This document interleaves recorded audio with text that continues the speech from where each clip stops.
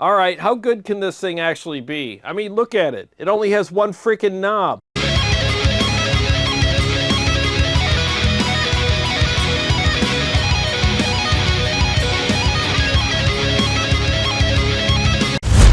Well, hey guys, thanks for joining me for another episode. So Richard from Airis Effects reached out to me via Facebook the other day, I think it was last week.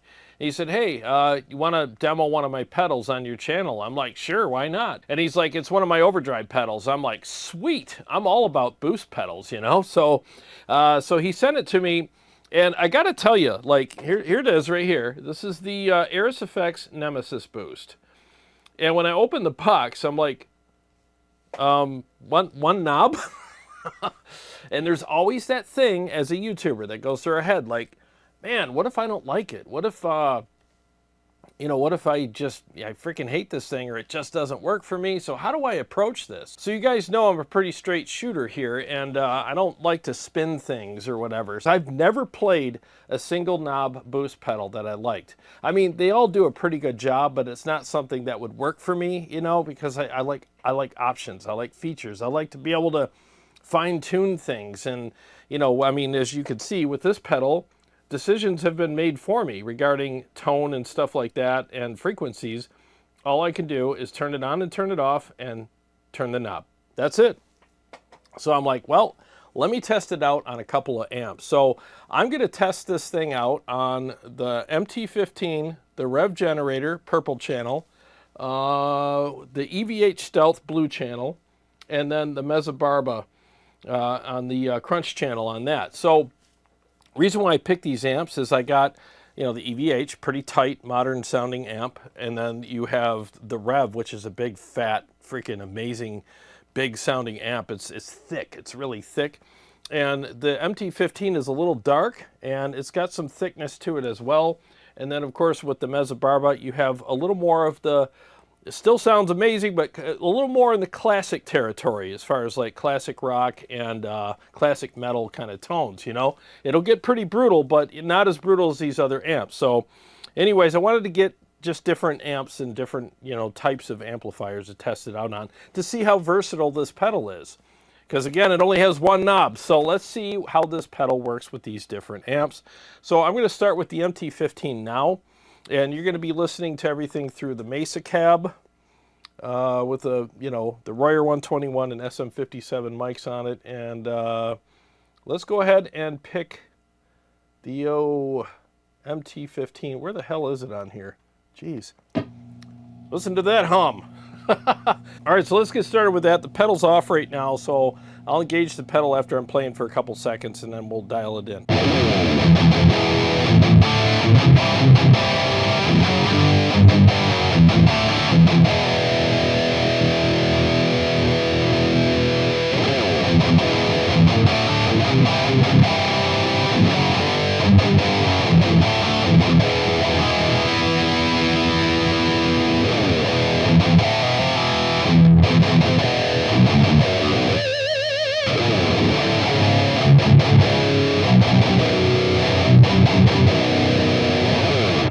Well, it tightened up the amplifier really well. Let me switch cameras here. So I only have it at noon, and it still had a great amount of tightness to it and push, and it also added a nice little bit of top end to the amp, so I thought that was freaking awesome. So let's dial it in further. I know, let's dial it in. Let's do a deep dive on the one knob on this pedal, but I just want to see how far I got to push this before I get to the sweet spot, you know, because this thing's not only pushing the front of the amp, but there's some frequencies in the circuit here that are really adding some nice stuff to the top end.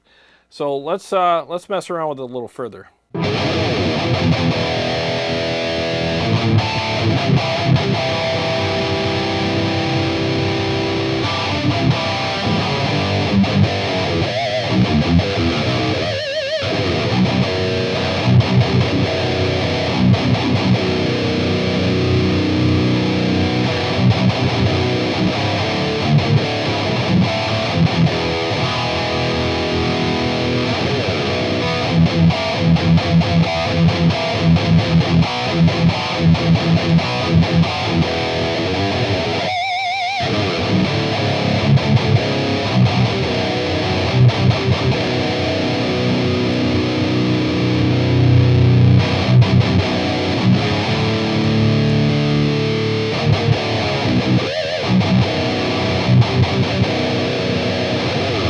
Well, it works really well with the MT15, and the response that I'm getting out of the amp with this pedal is freaking amazing. I mean, it's awesome. And you know what's weird is I don't even have this thing cranked. Look at all the headroom I have here. And by the way, you can run this in 9 or 18 volts. So if you want more headroom, use the 18 volts. But yeah, I have it just at 2 o'clock, and I'm getting, you know, a ton of push, and I don't really think I need to adjust it anymore. You know, that's really weird for me, because usually on overdrives, I crank the output all the way up, you know, and with this one, I'm not doing that, and I'm not seeing the need for it, which tells me there's some headroom there that I can work with depending on what amp I'm pushing with it. So I think it sounds great with the MT15. There's a slight bit of cocked-wah tone coming out of it with this, and I think that has to do with the pedal and the amp together. So let me see if I can adjust some of that out on the amp. Some people really like that. It doesn't bother me, but I want to see if I can adjust some of that out now.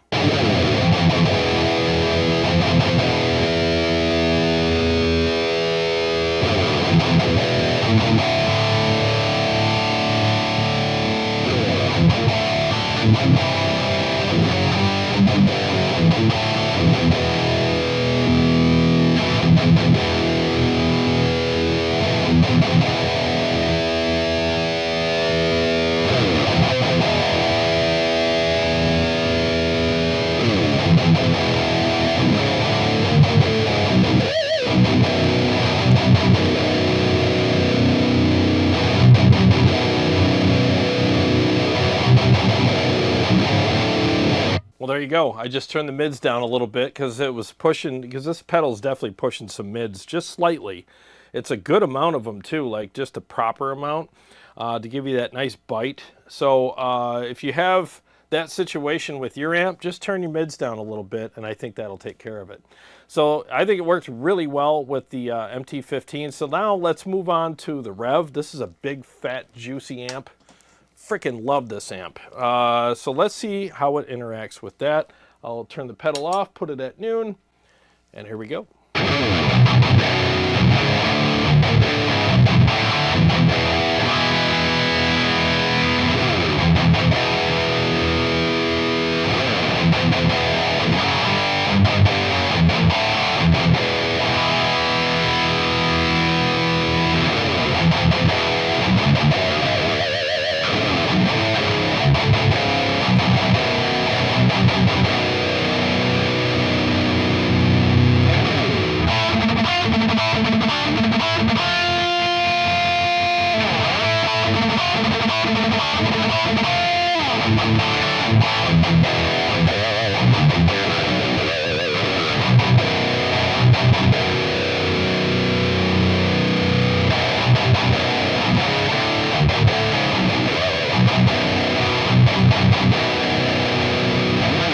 Yeah, that sounds really good too. It adds that little bit of a rasp to the amp, but in a good way. So I'm going to pull my mids back here a little bit as well. I had them at like 1 o'clock.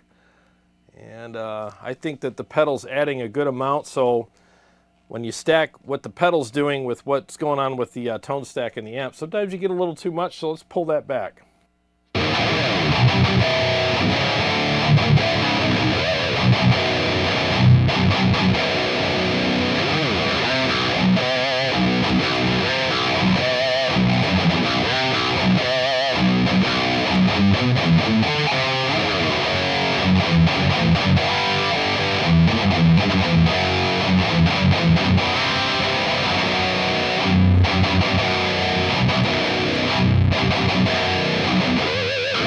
Yeah, it works really good with that amp too.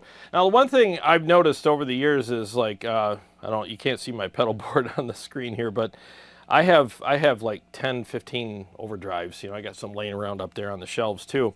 And the reason why I do that is because I have a lot of different amps, and some of my pedals just don't work with some of my amps. They just don't. I plug into it and I'm like, oh, this pedal does not gel with this amp very well. And that's another reason why I'm doing this video the way I'm doing it, is I'm showing you several kinds of amps to see how versatile this pedal is. So real quick, I'm just gonna shoot out the Nemesis boost with, let's try the precision drive, and let's see how they compare with the Rev, okay? So I'm gonna start with the Nemesis boost, And I'll switch to the Horizon Drive or Precision, whatever the damn thing's called, in a second here.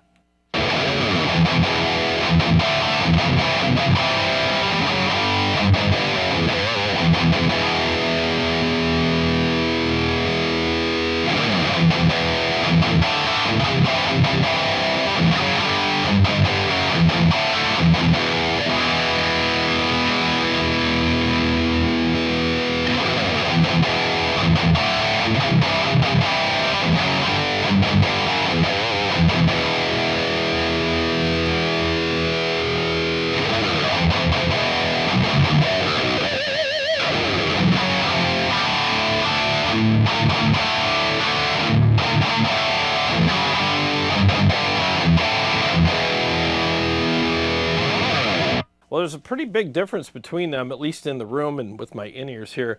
So with the Nemesis boost, I think it's adding those nice mids to it and giving it that really nice push and response, where the Precision Drive is keeping it kind of even-keeled on the EQ side of things or the voicing side of things, but it still gives it a nice push. So I could go either way, but if you want a little more bite, then go with the Nemesis boost. It definitely adds some nice bite to the amp. So if you have a big, fat, juicy amp like the Rev, and it takes a boost really well, but you just want a little more teeth, you know, I'm telling you, this Nemesis boost is really doing the trick, man. All right, so let's switch to the Stealth Blue Channel and see how it sounds with a more tighter modern amp. All right, the boost is off. Let's put it back to noon and mess around with it.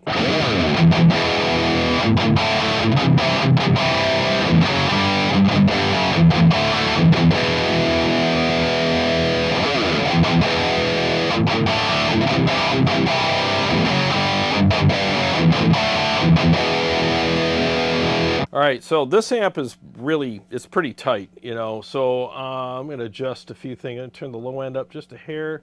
The gain's at 3 o'clock. Let me put it at, remember, this is the blue channel. I'm going to put it at like 5 o'clock. And so at noon, the pedal's thinning it out a little too much, and I think I need to bring this knob up a little bit so it fills it up a little bit more. So let's see what we have.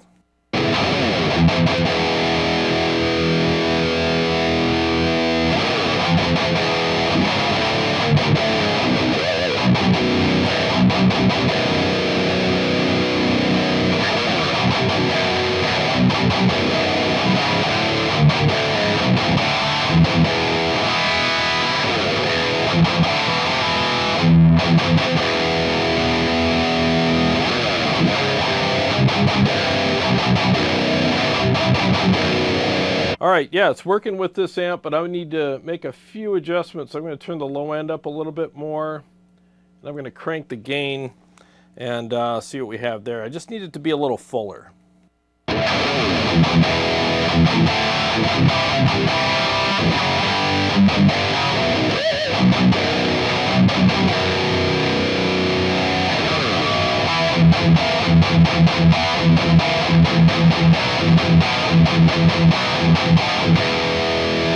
Yep, works with that amp as well. So because this pedal has one knob on it, you might want to make some adjustments on your tone stack of your amp if you find out it's thinning it out a little too much or whatever, because it doesn't have a bass knob on the pedal, you know, where you can add stuff back in.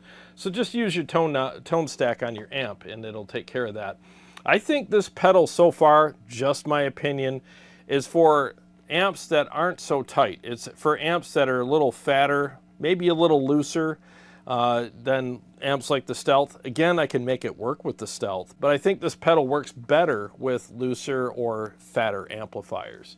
So let's switch to the Mesobarba now and see how it works with channel 2. And I have the gain boost on that amp, so it's got a pretty much healthy amount of gain in it. So let's see how it works with that.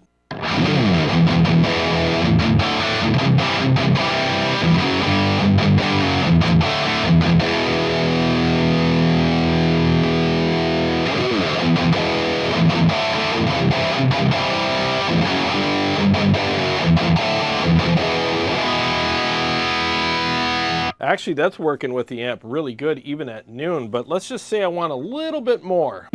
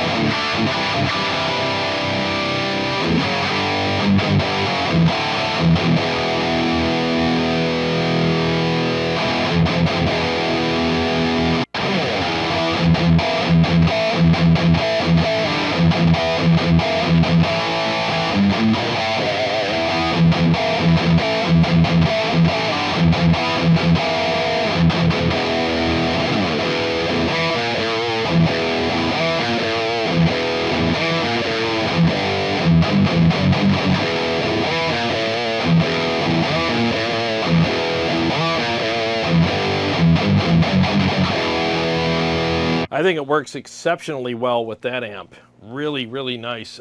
So yeah, I really think that for the looser amps, this is going to be more for you. You know, the fatter the amp, the better this pedal is going to work with it. And I'm not saying loose is in super flubby or whatever. You don't have to get a super flubby amp to work with this. I mean, it will work with those as well, like dual Rex. I'm sure this pedal will make a dual Rex scream. I wish I had one here, but I don't.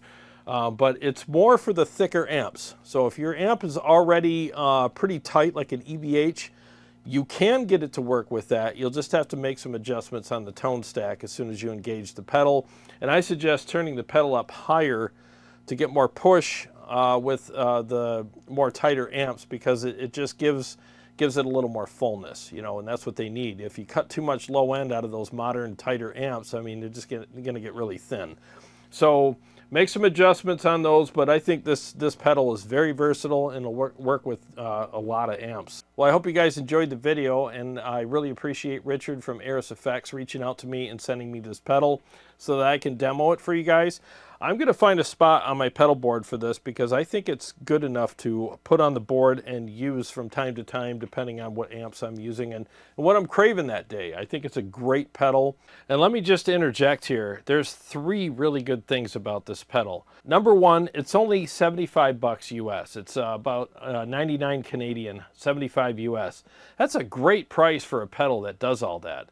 And the second thing that's great about this pedal is it really is flexible and sounds great with just about any amplifier. And the third thing is you could do all of it with one knob. You know, you don't have to sit here and you do all this tweaking and have all this option paralysis with it. You turn one knob, you find your sweet spot with it, and then you go. That's it. And, you know, let's face it, it looks pretty badass too. It's a nice design and real simple. Real, you know, turn it on, adjust the knob, turn it off. Real freaking easy. It's easy to know that it's on because the eyes glow. So anyways, there's a link to Airis Effects website in the description of this video. Go ahead and click on that and order one for yourself, or order one of their other many pedals for yourself if you want to look into those as well. To all my Patreon supporters and subscribers, thank you guys so much. I really appreciate you guys. And to everyone who's purchasing my Quad Cortex, TONEX, and KEMPER presets and profile packs from my website, also linked below, I appreciate you guys as well. Thank you so much. And I'll have some new packs coming out very soon. Well, I got a lot of great stuff coming up for you guys, and I'll see you on the next one.